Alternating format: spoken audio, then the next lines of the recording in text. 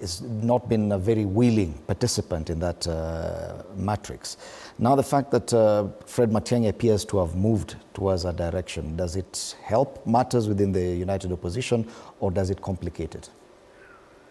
Well, first of all, let me make it clear that the two events, the one of PLP and Jubilee, they happen to have coincided. They were not, the other event was not occasioned just because Jubilee was having its own NDC. Mother Karua had planned for that NDC much earlier, and the dates happened to have coincided. This therefore means that it was not a show of disagreement among the opposition players. Number two, Jubilee has been part and parcel of the united opposition. And Fred Matiang'i has been in the meetings that our principals have been meeting, and Jubilee has had in the coalition formation team 2 members from the party that have consistently participated and found out the way we think the opposition should be able to approach the next general election. For me, a stronger Jubilee is a stronger opposition against the current regime. And therefore, I do not see any competition that is negative. Even issues of competition between DCP and Jubilee is a very healthy exercise. And Jubilee is not in central Kenya alone. Today, there are more members of parliament in Jubilee who come away from central Kenya.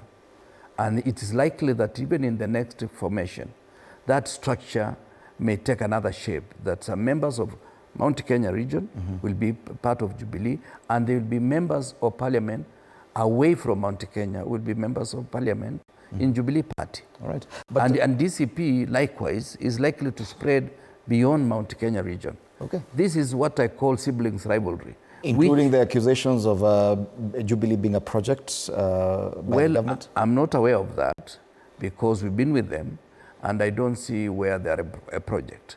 The way I see them is that they are partners with us. And when you are partnership with somebody, you don't expect everything, even partnership in any company, even in a marriage, which is also a partnership. It is not rosy every day. Some days somebody will be sulking at one corner, somebody does not talk to the other one, but it doesn't mean that marriage is going to be dissolved or that company is going to be dissolved on the basis of that.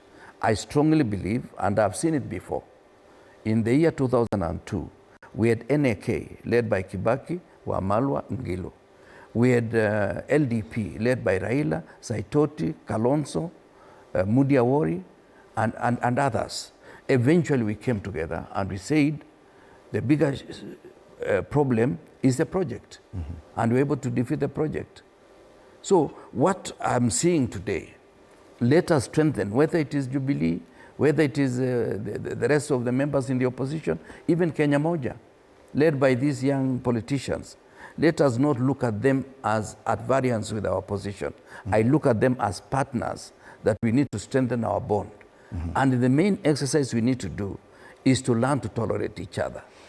Political tolerance is something that is lacking. Political trust is something that is lacking. And if we accept mistrust that is going to be planted, like the way Kimani Ichung'wah talked about Wamshomba, that she's with us, but we send her so that she tells us what the other people are doing. That thing causes a lot of ripples in our own backyard. This is something that they will always do. If I have to suspect Matiang'i, I have to suspect Uhuru, I have to suspect Wamunyoro, then we are going to be suspicious against each other, and divided we are going to fall. From the Jubilee perspective, do you feel confident in your position in the united opposition, listening to the kind of sober argument from Bwana Kirwa here? Do you feel, is it the same kind of feeling you get when you see Wakili Ndegwa Njiru throwing salvos at Fred Matiang'i? Mine would be yes and no. It's possible for people